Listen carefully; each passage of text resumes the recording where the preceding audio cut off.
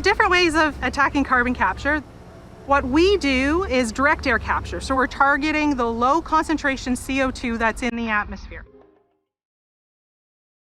Fundamentally, our process has 4 steps. Each step concentrates the CO2 more. First step is a big fan. It pulls air through, it reacts with a chemical and captures 80% of the CO2 out of the air. We take that CO2-rich solution, we precipitate out solid calcium carbonate pellets. We heat those very small pellets up, and out comes the CO2.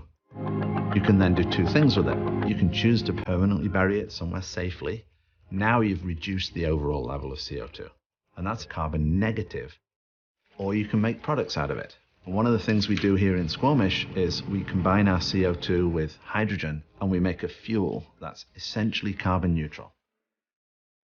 You put it in your car, you drive your car burns the CO2, and it goes back into the atmosphere again.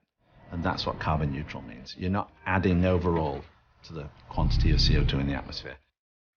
If you think about a closed loop system, around and around we go. In time, though, there won't be enough to address climate change because the carbon dioxide has to be put into storage to actually remove the carbon dioxide from the atmospheric system.